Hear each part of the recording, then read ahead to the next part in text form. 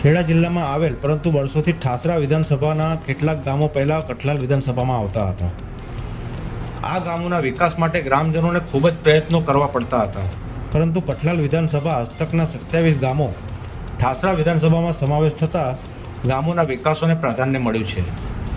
એવા જ એક ગામ બોરડીમાં વર્ષોથી તળાવ તરફ ઢોર ઠાકર લઈ જવા કે ખેતરો તરફ જવા કોઈ રસ્તો ન હતો.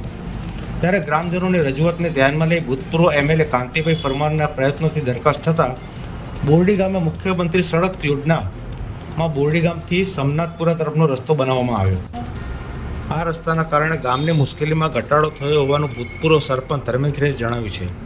આ રસ્તાના કારણે સમનાથપુરા તરફના ખેતરોના ખેડૂતોને ઢોર ઠાકર લઈ જવા તેમજ ખેતીની ઉપજ સુધી ઘર સુધી લાવવા ટ્રેક્ટર લઈને પણ જઈ શકાય છે. વિદ્યાર્થીઓ જે પહેલાં કાદવમાંથી પસાર થતા હતા તેઓ માટે પણ આ રસ્તો ઉપયોગી સાબિત થઈ પડ્યો છે.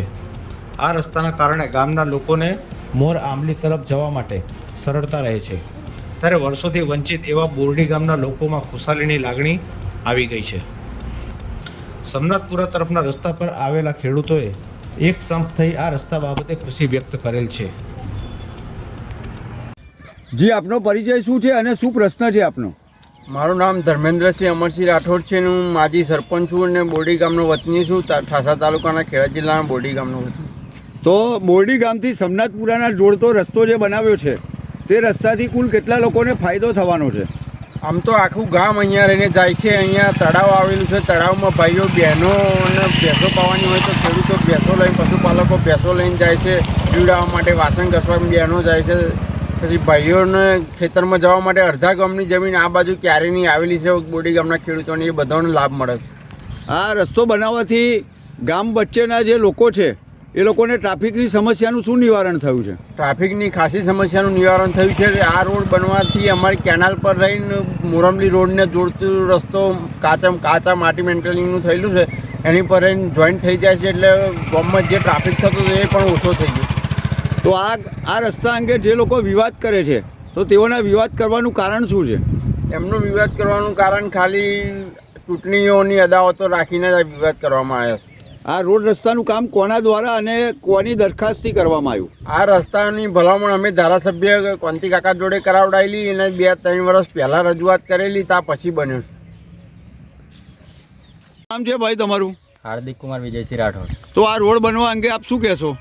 આ રોડ બનવાથી એટલું સારું થઈ ગયું છે કે અમે જ્યારે સ્કૂલમાં જતા હતા ત્યારે પગદંડી જતેલા ત્યારે અમારા કપડાં બપડા કાદવના લીધે બગડતા હતા. અત્યારે સારું છે કે એથી અમારે જવું હોય શાળાએ બાળાએ અથવા ખેતરમાં જવું હોય તો અમારા માટે સારી સુવિધા છે. આ રોડ બનવાથી અમારો સમય અથવા અમારે ક્યાંક જવું હોય તો તરત જઈ શકાય છે અને આ રોડ બનવાથી બહુ સારું કામ થયું. ઓકે કાકા, શું નામ છે તમારું? પ્રતાપભાઈ. તો આ રોડ બનવાથી તમને શું ફાયદો થયો? ફાયદો એ થયો કે કાયદો કોલતા હતા તો એ કાયદો મટી ગયો ને રોડ થયો તો સારું લાગ્યું. આ રોડ ક્યાંથી ક્યાંનો છે? આ રોડ બોરડી ખાતાના નામ. તો તમને આ રોડ બનવાથી શું ફાયદો થયો છે? ફાયદો તે કે પગદંડી કાયદો ના થાય એવું. તો મહેરબાની.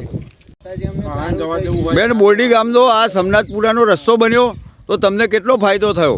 મને સારો ફાયદો થયો કે આ રસ્તો અમે નીકળતો તો બહુ કાદેવ હતો, સારું થયું. કાદેવ દોડતો અને ઢોર ઢાખર માટે આ રસ્તો કેટલો ઉપયોગી છે? સારા માટે. હા.